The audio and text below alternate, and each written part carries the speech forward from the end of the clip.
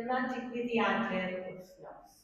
Nos yfory am hanner awr wedi 7, yma ac ar Zoom y cwrdd gweddi.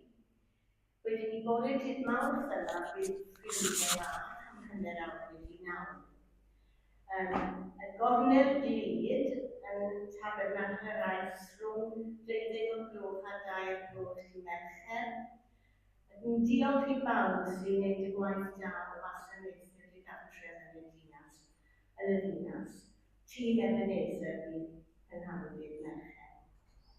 Am 11 dydd Iau, yng Nghaffi John Lewis, mae'r clonc Cyngor Eglwysi Cymraeg Caerdydd yn cymryd lle. A dydd Sadwrn bydd casglu sbwriel fan hyn, cwrdd wrth y llyfrgell am 10 am y siwgr John yn falch iawn yn rhywun bydd yn gallu helpu. Dydd Sul nesaf bydd yr oedran y bore dan ofal y Malin a bydd llanast yn ddeiagen a bydd ni'n prynhawn fan hyn yn oedra Cymru. Diolch yn fawr.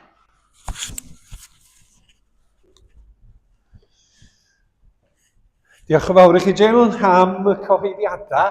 A rhag hysbys, da ni'n cynnal cwrdd eglwys ar Orffennaf 19 ar ôl y 2 oedfa yn y bore ac yn y prynhawn. Croeso cynnes, ond dim rhy gynnes gobeithio pnawn yma i'r oedfa.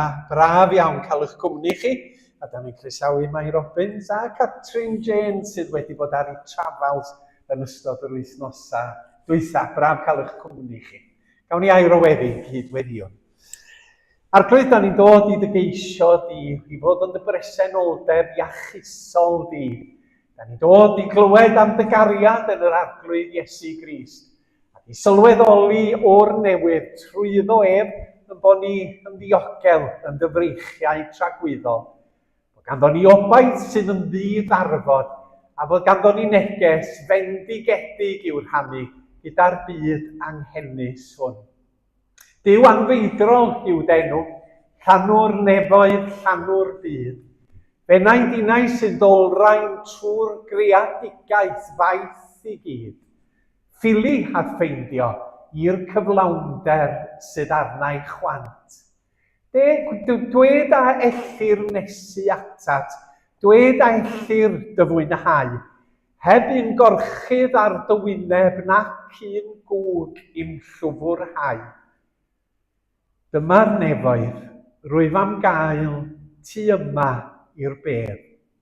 A phan mae addoliad yn ddilys a presenoldeb yr ysbryd glân yn rymus, mae addoliad yn rhoi blas i ni o'r nef yn dy gwmni di ac yn oleuni yr efengil ryfeddol rwy ti yn ymestyn tuag atom drwyddi. Yn ystod y munudau hyn, arglwydd, derbyn di'r clod, derbyn di y mawl, derbyn di y parch a'r bri, derbyn yn calonau gyda hwy, gogoniant i ti dy hun, ac yn enw ac yn heiddiant Iesu Grist. Amen. Dewch i ni ganu yr emyn cyntaf sydd yn annog ni i foliant rhwydd. Cydganwn foliant rhwydd. Un harglwydd gweddus yw, yn erth ein hiechyd llawen hawn, mawr ydyw dawn ein Duw, a geiriau sydd yn dilyn.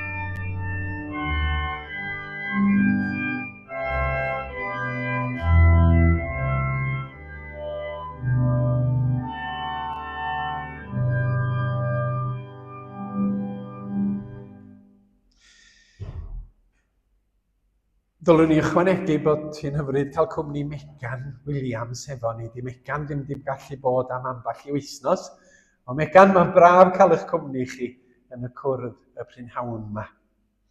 Un o'r geiriau yn yr emyn oedd y gair llawenydd, a mae hwnna yn air allweddol yn y gwasanaeth.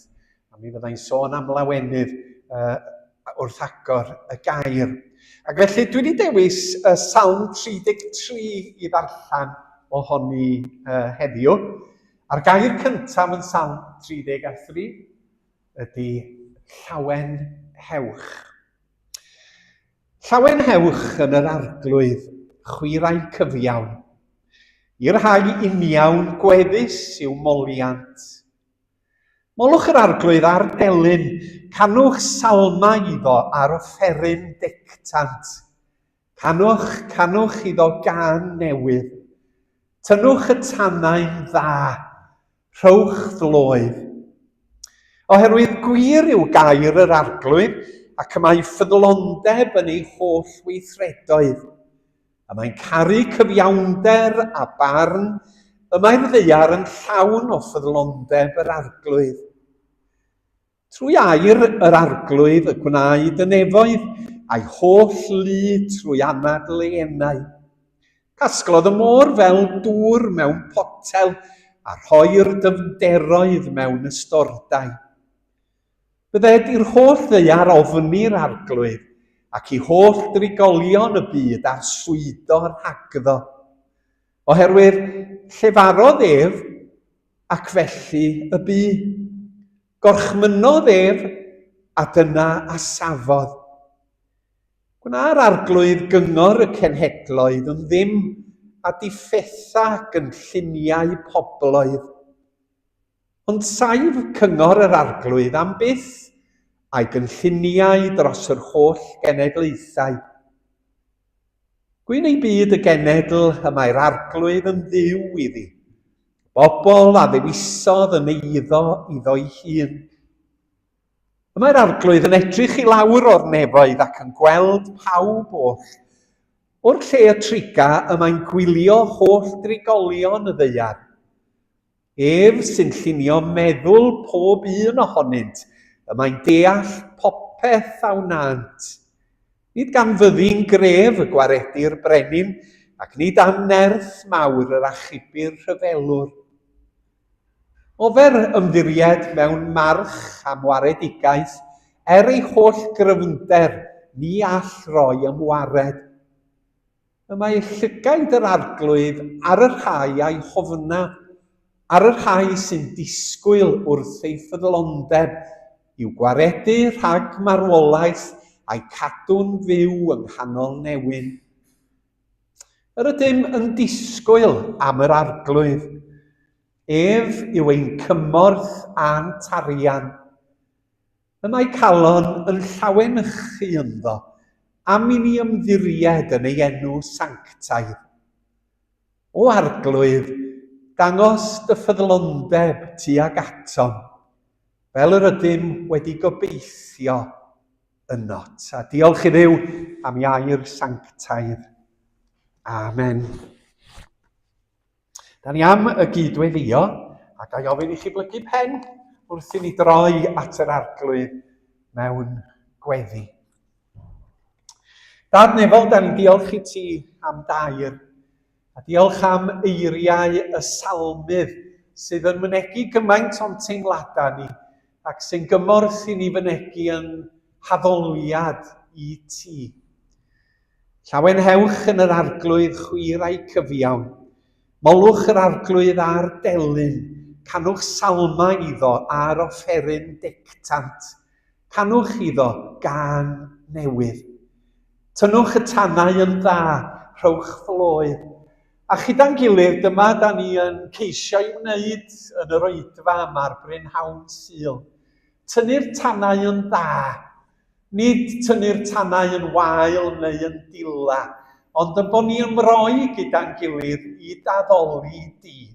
A defnyddio yn donia yr wyt ti wedi rhoi i ni i daddoli. Defnyddio'n llais, a'n can, a'n meddyliau, a'n hysbryd i ddyrchafu denw glân. Defnyddio'n deall i ddirnad ac o ddirnad i orfoleddu yn y datguddiad rhyfeddol yn danwyl fab yr arglwydd Iesu Grist. A trysorwn y cyfle a'r brynhawn hyfryd o Fehefin i daddoli di. Y greadigaeth yn clodfori, a da ni'n rhan o dy gread yn dy glodfori disau yr un modd.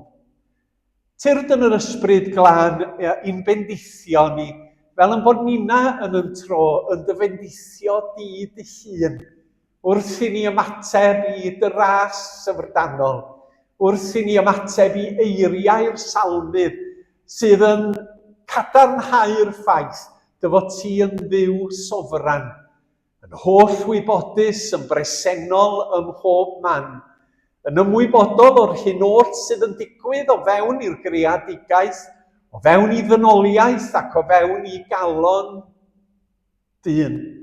Ac nid yn unig yn gwybod, ond yn deall y dirgelion i gyd. Y pethau hynny na allwn ni ei dirnad, yr wyt ti yn ei dirnad. Y pethau hynny sydd yn ddryswch llwyr i ti, yn gymalau bler yn y meddyliau. Maen nhw'n gwbl ddealladwy ac ar flaena dy fysedd. Yr wyt ti yn plymio i ddirgelion y greadigaeth i hun, mawredd y cosmos, amrywiaeth y planedau, rhyfeddod y galeithau, a maen nhw yn lledr dy law, oherwydd Duw tragwyddol, holl bwerus a rhyfeddol wyt ti. A diolch am gyfle i dreulio chydig amser i fyfyrio ar dy fawred, ac i fyfyrio ar fawred Iesu Grist ei hun. Mawr oedd Crist yn rhagwyddoldeb, mawr yn gwisgo natur dyn. Mawr y methlen a chalfaria, gwyn a gwridog, teg o lun. Ac wrth edrych ar y byd ac wrth wrando ar y newyddion, da ni'n gweld yr angen sydd o fewn i ddynoliaeth. Yr angen am deyrnas cyfiawnder, yr angen am gariad anorchfygol, yr angen am faddeuant sydd yn fodlon mynd i'r eithaf, ac am ras sydd yn aberthol yn ei natur. Oherwydd wedi heddiw, wrth edrych a gweld y newyddion, da ni'n gweld eto'r angen am dy heddwch di, rhwng cenedl a chenedl, a charfan, a thylwyth a thylwyth.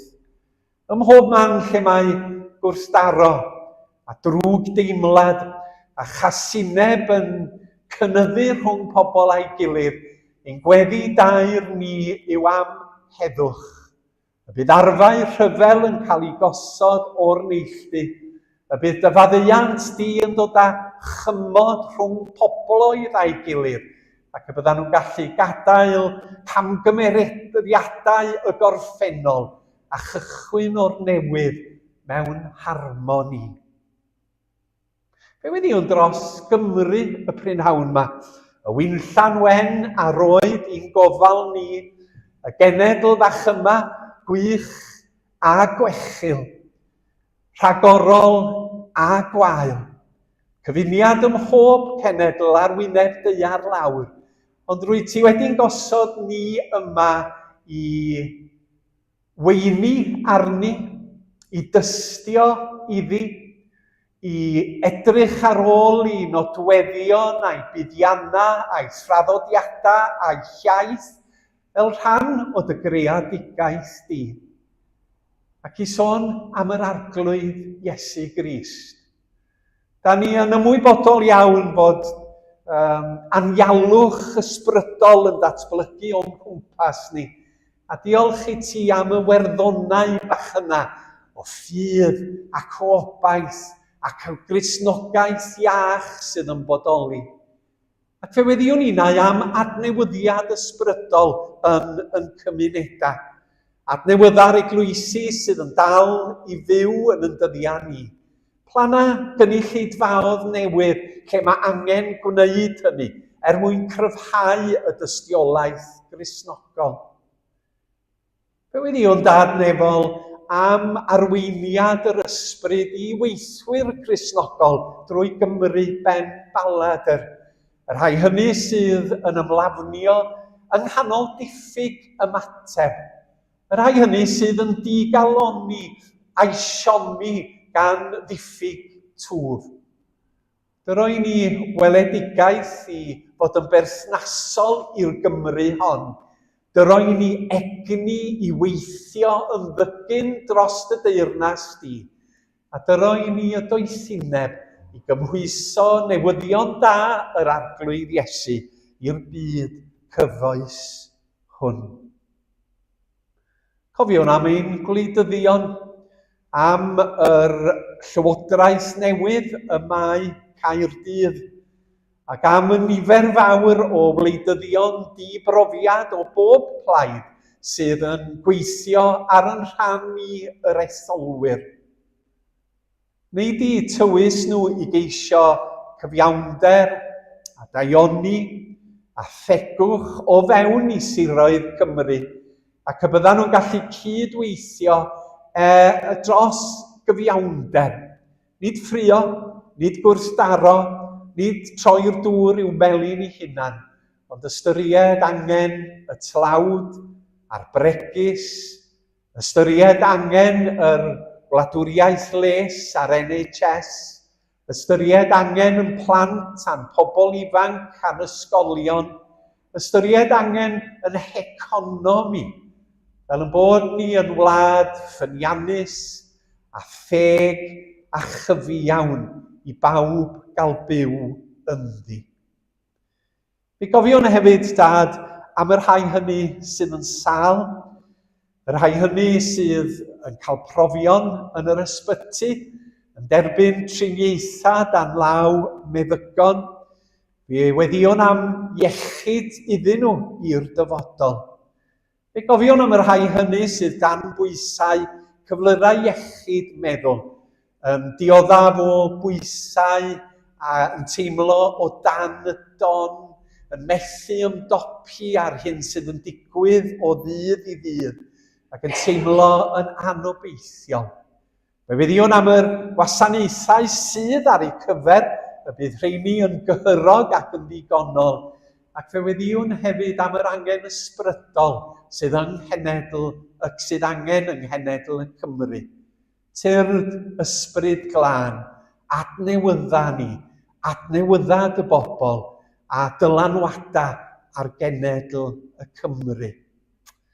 Fe gofion am yr rhai sydd yn gaeth i gyffuriau o bob math, i alcohol a thlabledu a chyffuriau caled, bobl sydd yn gaeth i addictions, betio a rhyw a gymddygiad. Gan ofyn dadnefol y byddan nhw eto'n cael triniaeth, ond yn y byddan nhw'n sylweddoli fod newyddion da'r Iesu yn rhyddhau ni i obaith anorchfygol, i sicrwydd dy fod ti yn ddigonol ar gyfer yn anghenion i gyd.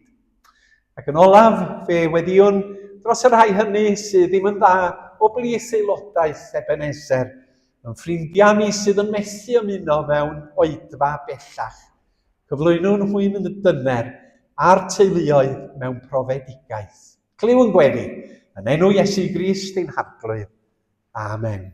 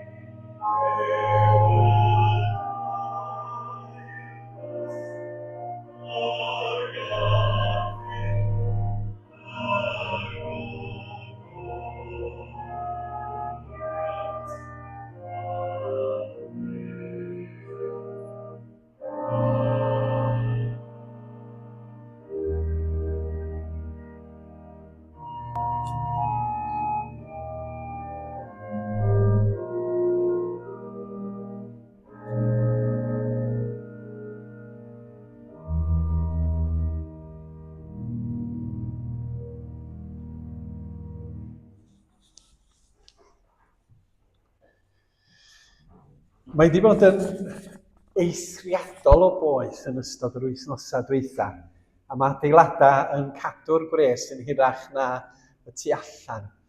Os oes na rhywun yn teimlo yn sal, neu yn teimlo bod nhw'n mynd i'w lewygu, dudwch wrth rhywun yn syth wrth yr ochr neu y tu cefn i chi. Ac yna mi wnawn ni ymateb yn addas. Oherwydd mae well yn bod ni'n ymateb i deimlad o salwch na bod fi yn pregethu yn y ffrynt yn fama. Da chi'n gwybod?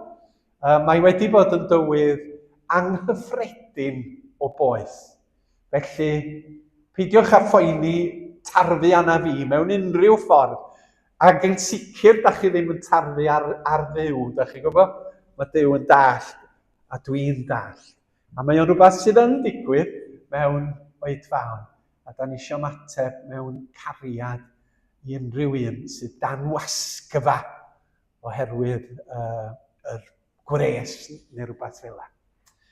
Dewch i ni ganu yr enw nesaf, da chi'n gweld y geiriau, yw had y waith o arglwydd mawr, dros holl derfynau ddeiar lawr, trwy roi tywalliad nerthol iawn o'r ysbryd glân a'i ddwyfol ddawn a'r penillion sydd yn dilyn.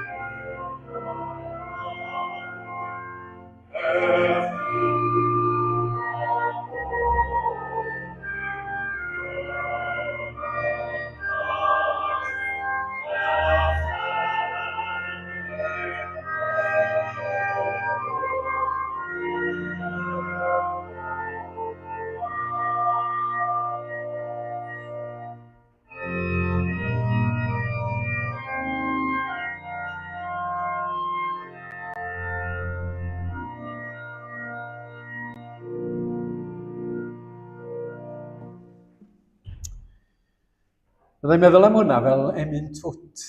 Mae'n dwt iawn yn dydi.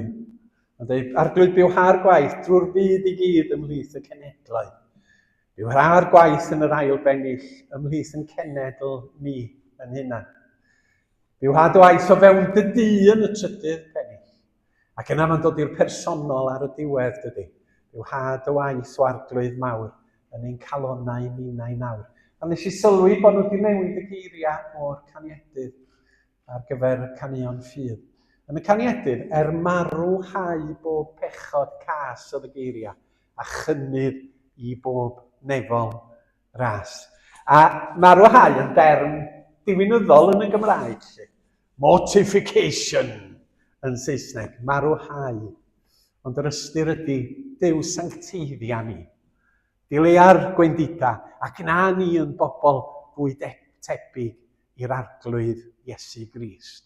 Rwan tam ychydig funudau, da ni'n dod i derfyn cyfres o bregethau. Dwi wedi bod yn ei dilyn ers Sul y Pentecost. A da ni wedi edrych ar baragraff ar ddiwedd yr ail bennod o lyfr yr Actau sydd yn sôn am nodweddion yr eglwys ar y dechrau. Gyda y bwriad yn bod ni yn gweld y nodweddion yma ac yn ystyried nhw fel canllaw i ni fel Cristnogion ac i gymuned cynulleidfa eglwys i sylwi arnyn nhw ac i wehefelychu nhw o fewn i'n cynulleidfaodd ni yn hunan. Na i ddarllen y paragraff am y tro olaf tan Pentecost 2027. Actau pennod 2, bywyd y credinwyr, adnod 43 i 47. Daeth ofn ar bob enaid.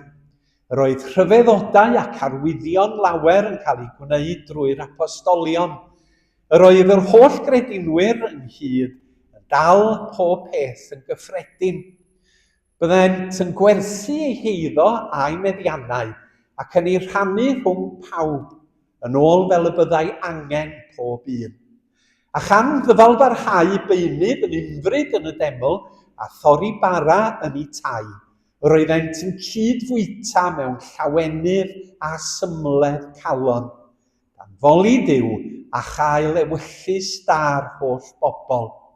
Ac roedd yr arglwydd yn ychwanegu beunydd at gynulleidfa yr rhai oedd yn cael eu hachub.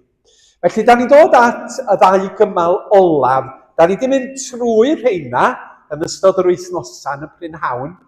Mae yna recordiad o'r gwasanaethau. Os da chi eisiau fersiwn byr, mae Tudur yn gwneud podlediad ar SoundCloud a y pod, sydd yn cadw pods Cymraeg i iaith. A da chi'n gallu lawrlwytho nhw. Dyn pan da chi'n mynd am dro, da chi'n gallu gwrando hefo headphones arnyn nhw. A dal fy... O'n i'n mynna syl hwnnw, sgwni be ddwedwyd yn y gyfres ar Actau 2. A da chi'n gallu mynd yn ôl a gwrando arnyn nhw a llenwi'r bylcha. A mae yna recordiad fideo ar sianel YouTube Ebenezer a gwasanaetha'r pnawn eleni ar y sianel hwnnw. Rwan, da ni'n dod at y ddau gymal ola, na i atgoffa chi ddeud ar y diwedd be da ni wedi edrych arno fo. Dim ond mewn 4 brawddeg. Ond pnawn yma, da ni'n dod at yr adran yma. A chan ddyfalbarhau beunydd yn ymfryd yn y deml a thorri bara yn ei tai, roeddent yn cydfwyta mewn llawenydd a symledd calon. Da ni wedi gwneud rhan gyntaf hwnna. Ond yn syml, un o nodweddion yr eglwys Gristnogol oedd llawenydd. A da ni wedi canu am yna yn sôn am lawenydd. Da ni wedi darllen salm sydd yn sôn am lawenydd. A mae hwn i fod yn un o nodweddion yr eglwys Gristnogol ble bynnag mae hi. Bod yna gymdeithas arbennig yn bodoli rhwng aelodau o gynulleidfa ac un o nodweddion yr eglwys ydy yn bod ni yn bobl lawen oherwydd fod Duw yn ei gariad yn rhoi i ni y fraint o fod yn bobl llawen. beth bynnag ydy'r amgylchiadau. Mi oedd llawenydd yng nghymdeithas yr eglwys gynnar yn eu calonnau ac yn eu gwasanaethau ac yn eu cartrefi. Mi oedden nhw'n credu ac yn credu yn yr Iesu a bod hynny'n dod â llawenydd i'w bywydau yn eu perthynas efo Duw a chydau gilydd. Dwi'n credu bod o'n wendid mewn amrywiol draddodiadau Cristnogol yn bod ni'n tueddu wneud Cristnogaeth yn ddi-lawenydd. A bod na bwyslais yn aml iawn ar dwys, ar syber, ar difrifol, sydd yn gwasgu ar yr elfen yma da ni fod i gael, bod Iesu Grist yn gwneud ni yn hapus. A nid llawenydd arwynebol, ond y llawenydd sydd yn ddwfn o wybod bod Duw yn caru ni, o wybod yn bod ni'n saff, o wybod fod yr ysbryd glân gyda ni, a beth bynnag fydd yn digwydd yn yn hanes ni, yn bod ni yn ddiogel. A mae hwnna'n beth pwysig oherwydd yn tro, mae pawb ohona ni a'n teuluoedd yn gwynebu pethau anodd a echrydus o drist. Eto, i ni bobl Iesu Grist, mae yna lawenydd. Oherwydd, wel, oedden ni'n canu bore dydd Sul, rwy'n canu wrth feddwl bod Iesu yn geidwad i mi. Ti'n geidwad i mi, da chi'n gwybod yr geiriau'r emyn plant.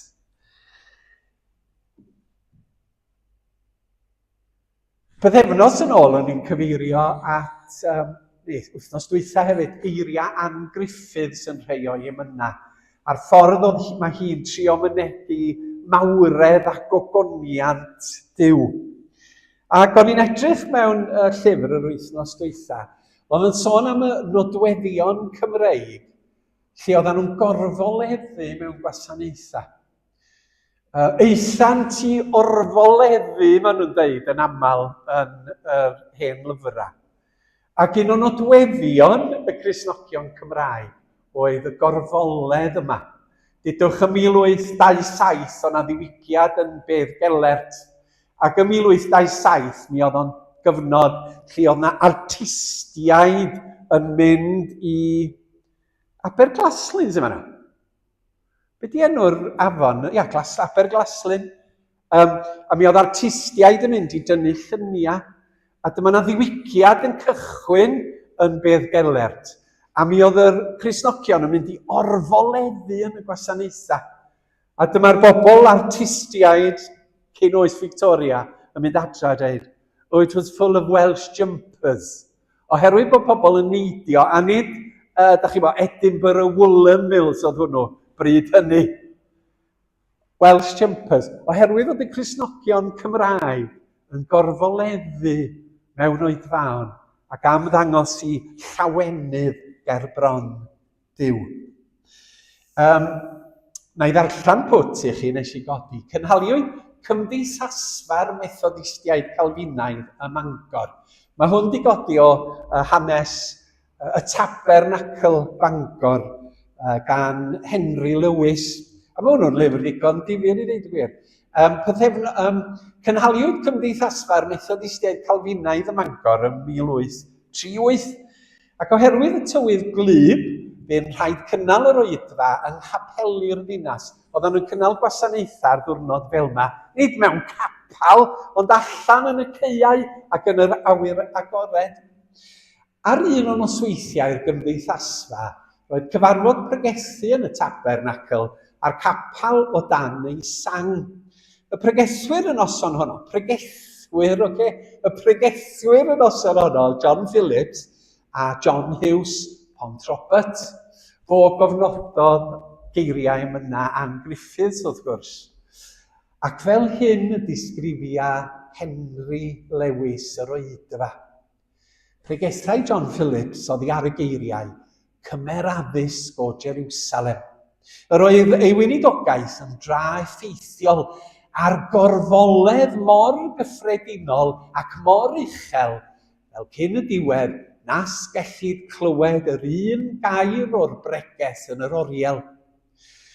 Yr hybarth John Hughes Pont Roberts oedd ei bregethu olaf. Dywedir ddarfod iddo roddi pennill allan i'w ganu cyn cymeryd ei destun, ac i'r pennill gael ei ganu gan y rhai oedd yn y set fawr a'i llyffinia.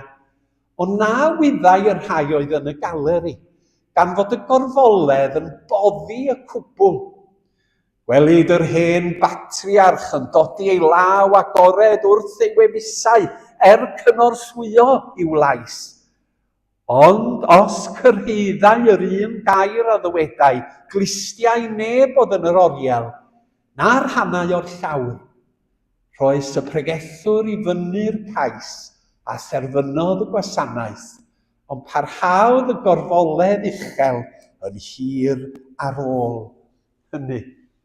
Oedd yr Cymru, yr Eglwysi Cymraeg yn y gorffennol, mor barod i fynegu llawenydd torfol hefo'i gilydd mewn addoliad a mynegu ei diolch i Dduw am yr arglwydd Iesu. Ac un o gannoedd o enghreifftiau o ddyfaniadau tebyg i hwn ydy'r un yma. Ewch trwy ddogfennau a llawysgrifau, hunangofiannau a chofiannau cyfnod, a fe welwch chi hyn yn cael ei adrodd dro ar ôl tro. Roedden nhw'n mynegu llawenydd drwy orfoledd.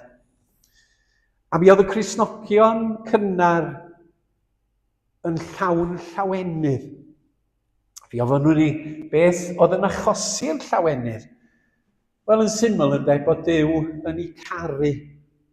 Mae hynny'n rhyfeddod bod Iesu wedi hachub, mae hynny'n syfrdanol, bod yr ysbryd glân yn ei calonnau, mae hynny'n rhoi sicrwydd cadarn am bod ni gyda'n gilydd yn gorff Crist.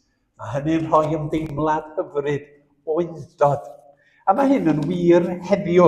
Nid gwirioneddau yn y ganrif gyntaf ydy'r rheina, ond maen nhw'n wirioneddau parhaus. Mae'r un gwirioneddau yn ein meddiant ni, fel Eglwysi Cristnogol ac fel Eglwys Ebenezer. Yn Ioan y 15fed bennod, fe gawn y geiriau hyn. Fel y mae'r tad wedi fy ngharu i, rwy finnau wedi eich caru chwi. Arhoswch yn fy nghariad i. Os cadwch fy ngorchmynion, fe arhoswch yn fy nghariad, yn union fel rwy fi wedi cadw gorchmynion fy nhad, ac rwyf yn aros yn ei gariad ef. A meddwl Iesu, dwi'n dweud hyn wrthych mwyn i'n llawenydd i fod ynoch ac i'ch llawenydd chwi fod yn gyflawn. Dyma fy ngorchymyn, carwch eich gilydd fel y cerais i chwi. Mae'r Iesu'n dweud wrth y disgyblion, mae eisiau lawenydd fod yn rhan o'ch bywyd, oherwydd mae Duw yn eich caru chi, dwi yn eich caru chi, a dwi'n gorchymyn i chi garu eich gilydd. Y pennill oedd yn dod i fy wrth ysgrifennu'r geiriau yma oedd, hapus wy fi am bod Iesu'n yn ef, mae yn caneuon ffydd, heddiw'n fy ngharu fy ngheidwad yw ef. Dweud mae y Beibl y gwarendi fy nghri, Iesu sy'n rhoddi ei gariad i mi. Iesu sy'n rhoddi ei gariad i mi. Felly, yr rheswm bod yr emynydd yn hapus ydy oherwydd bod Iesu'n rhoi ei gariad. Mi oedd yr eglwys gynnar yn llawenhau yn yr arglwydd, ac mae yna asgogiad clir i ninnau wneud yr un modd.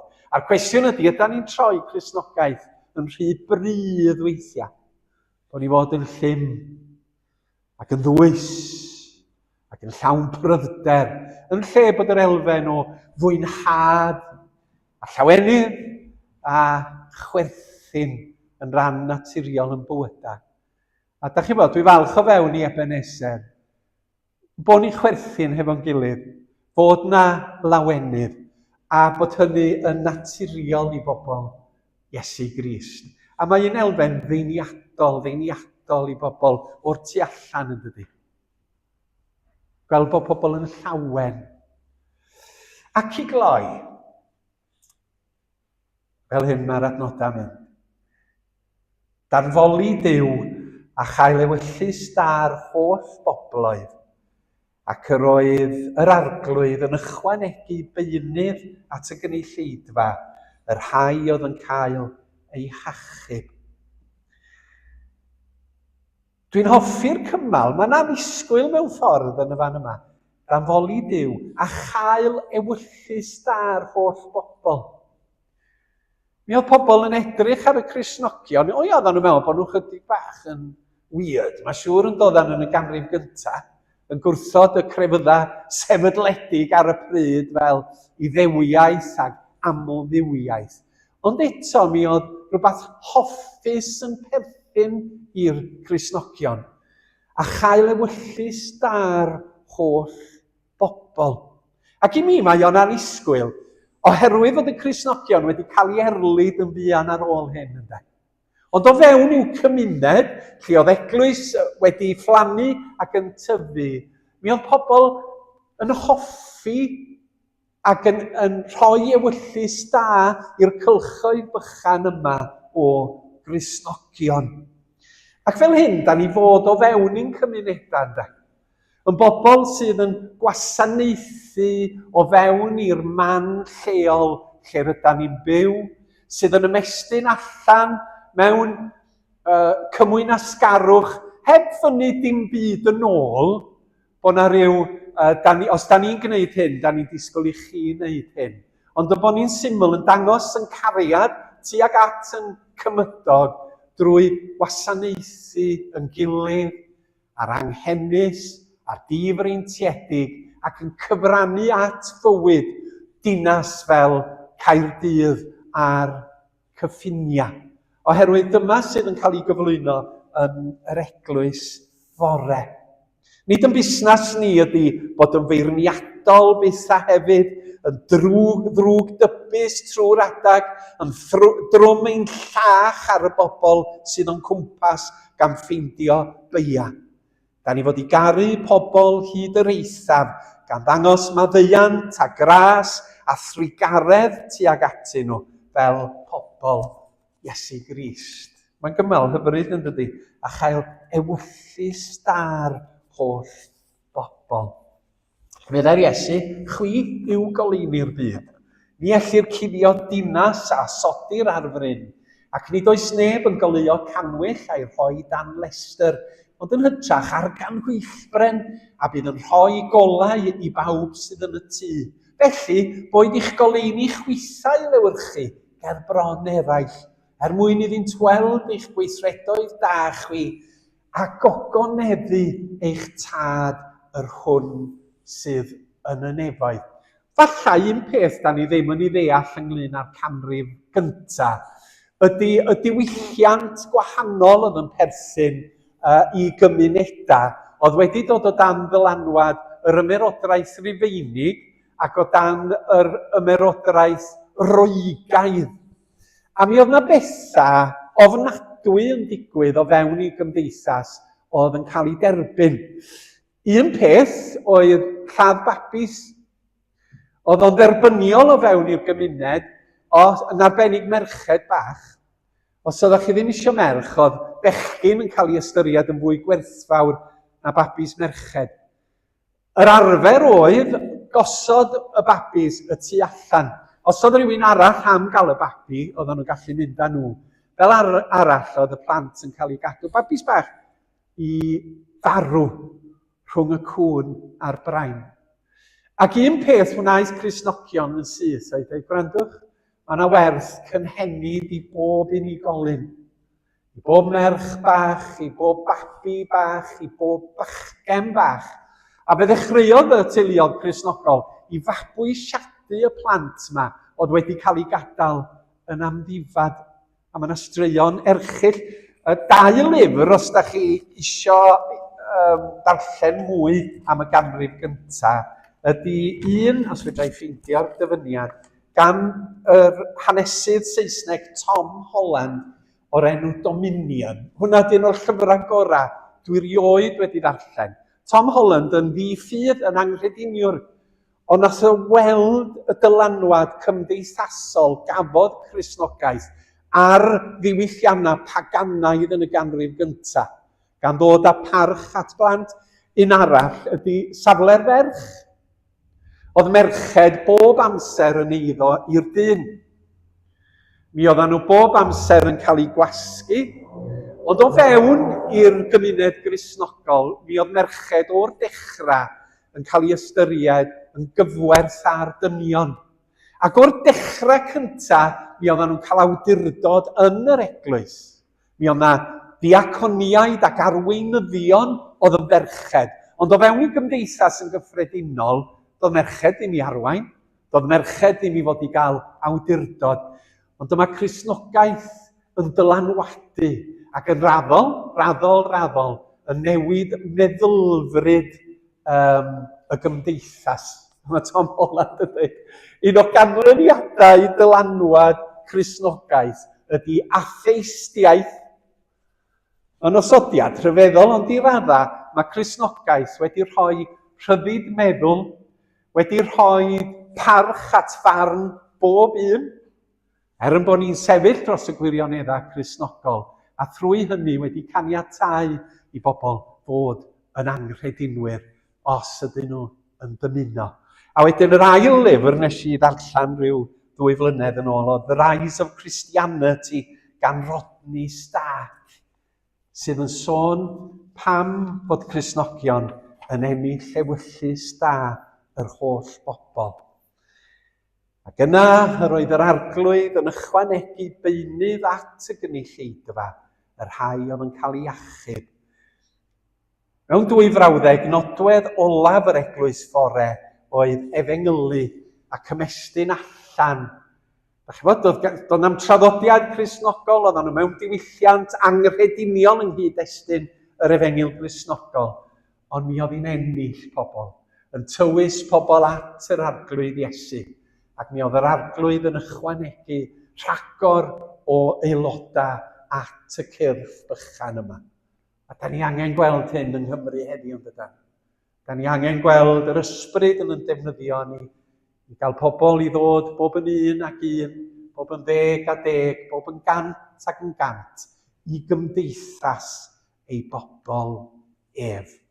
A dyna fo, y paragraff ar ei hyd mewn 4 wythnos neu 5 wythnos ers y Pentecost. Gwelsom yn y paragraff pan mae'r ysbryd yn teyrnasu mae Cristnogion yn dysgu, pan mae'r ysbryd yn teyrnasu mae Cristnogion yn gymdeithas arbennig, pan mae'r ysbryd yn teyrnasu mae Cristnogion yn addoli, pan mae'r ysbryd yn teyrnasu mae Cristnogion yn gwasanaethu ac yn ymestyn allan. Ac ar ei ben, y bôr goron. Amen. A dewch i ni lawenhau yn yr emyn olaf y prynhawn yma.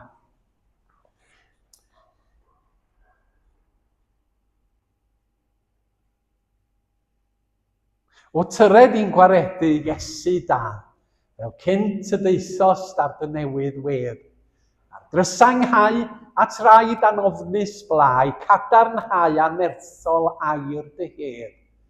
Llefarad y dangnefedd yma nawr, a dangos i ni greithiau daberth mawr. A'r geiriau sydd yn dilyn.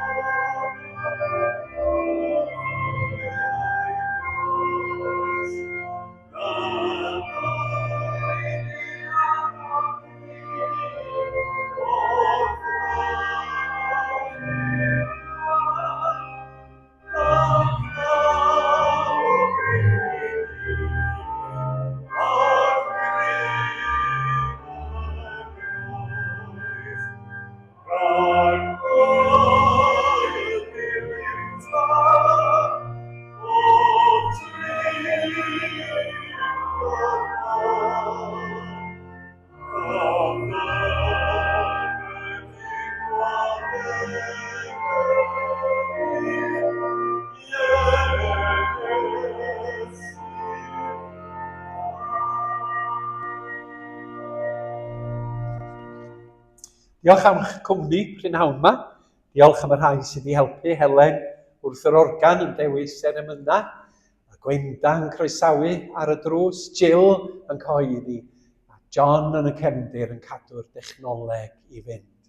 A wythnos da i bawb ohonoch chi, a Duw yn agos. Gawn ni roi'n gofal i'r arglwydd, a thangnefedd Duw, yr hwn sydd i'w chlaw pob deall, ac eidw i'ch calonnau a'ch meddyliau, yng Nghrist Iesu ein harglwydd.